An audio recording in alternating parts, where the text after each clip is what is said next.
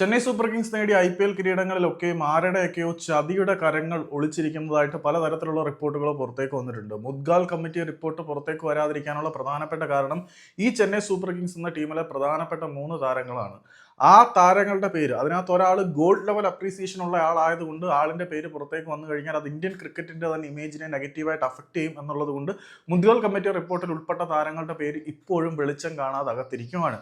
ഈ സമയത്ത് ഗുരുനാഥ് മയ്യപ്പൻ, പിന്നെ BCCIയുടെ അന്നത്തെ സെക്രട്ടറിയും ചെന്നൈ സൂപ്പർ കിങ്സിന്റെ CEO ആയിട്ടുള്ള ശ്രീനിവാസൻ, പിന്നെ ഒരു പ്രമുഖനായിട്ടുള്ള ഇന്ത്യൻ ഇതിഹാസം, ഈ 3 താരങ്ങളും ചേർന്നിട്ടുള്ള നെക്സസ് ചെന്നൈക്ക് അനർഹമായിട്ടുള്ള പല നേട്ടങ്ങളും സ്വന്തമാക്കാനും പലതരത്തിലുള്ള പിന്നിൽ നിന്നുള്ള കളികൾ നടത്തിയിട്ടുള്ളതായിട്ടും റിപ്പോർട്ടുകൾ ഉണ്ടായിരുന്നു. പക്ഷേ ആളിന്റെ പേര് പുറത്തേക്ക് വന്നു കഴിഞ്ഞാൽ അത് ഇന്ത്യൻ ക്രിക്കറ്റിന് തന്നെ ഷെയിം ആകും എന്നുള്ളത് കൊണ്ട് പേര് പുറത്തേക്ക് വരുന്നില്ല. ഏതായാലും പഴയ IPL മേധാവിയായിട്ടുള്ള ലളിത് മോദി കുറെ അധികം വെളിപ്പെടുത്തലുകൾ ഇന്നലെ നടത്തിയ ഒരു പോഡ്കാസ്റ്റിൽ പുറത്തേക്ക് വിട്ടിട്ടുണ്ട്. അതിനകത്ത് ചെന്നൈ സൂപ്പർ കിങ്സിന് കിട്ടിയ വഴിവിട്ട സഹായങ്ങളെ കുറിച്ച് അദ്ദേഹം പറയുന്നുണ്ട്.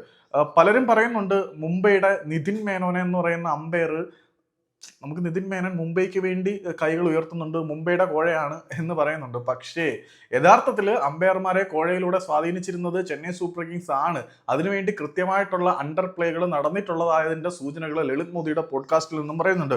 പുള്ളി പറയുന്നത് ചെന്നൈ സൂപ്പർ കിങ്സിലേക്ക് ഫ്ലിൻഡോഫിനെ എത്തിക്കണം എന്നുള്ളത് പുള്ളിക്ക് വളരെ നിർബന്ധമുള്ള കാര്യമായിരുന്നു. ശ്രീനിവാസന് ചെന്നൈയിൽ ഓണർഷിപ്പ് ഉള്ളതും അയാളുടെ മരുമോനായിട്ടുള്ള മയ്യപ്പനും പിന്നെ കുറെ വേറൊരു റഷ്യൻ ഉണ്ടെന്ന് പറഞ്ഞ പുള്ളി ഉണ്ടായിരുന്നു. അങ്ങനെ കുറെ ആളുകൾക്ക് ഇതിനകത്തുള്ള റോഡിനെ കുറിച്ച് എല്ലാവർക്കും അറിയാവുന്ന കാര്യമാണ്.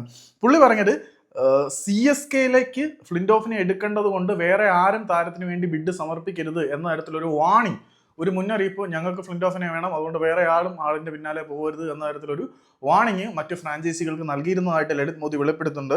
അതുകൂടാതെ അദ്ദേഹം പറഞ്ഞിരിക്കുന്ന മറ്റു കാര്യങ്ങൾ എന്താണെന്ന് വെച്ചാൽ, ഈ ചെന്നൈ സൂപ്പർ കിങ്സുമായിട്ട് ബന്ധപ്പെട്ട് Sreeni change the umpire's, he appointed Chennai umpire's in the matches of Chennai super Kings. അതായത് ചെന്നൈ സൂപ്പർ കിങ്സിന്റെ മാച്ചസിൽ ചെന്നൈയോട് ഫേവറുള്ള ചെന്നൈയിൽ നിന്നുള്ള അമ്പയർമാരെ നിയോഗിക്കുകയും ചെയ്തിട്ടുണ്ടായിരുന്നു. അതായത് അമ്പയർമാരുടെ അപ്പോയിന്റ്മെന്റിൽ ഉൾപ്പെടെ തിരിമറി നടത്തിയിട്ടുണ്ട് ഈ ചെന്നൈ സൂപ്പർ കിങ്സിന്റെ മേധാവിയായിട്ടുള്ള, അല്ലെങ്കിൽ ചെന്നൈ സൂപ്പർ കിങ്സിൽ കൃത്യമായിട്ടുള്ള ഇൻവോൾവ്മെന്റ് ഉള്ള ഈ ശ്രീനിവാസൻ ഉൾപ്പെടുന്ന നെക്സസ്. അത് മറ്റു ടീമുകളുടെ സൈനിങ്ങിനെയും ബിഡിങ്ങിനെയും വരെ സ്വാധീനിക്കാൻ മാത്രം കരുത്തുള്ളതായിരുന്നു. ഈ ശ്രീനിവാസൻ BCCIയുടെ സെക്രട്ടറി ആയിരുന്ന സമയത്ത് ഈ ചെന്നൈ ലോബി പല തെണ്ടിത്തരങ്ങളും കാണിച്ചിട്ടുണ്ട്.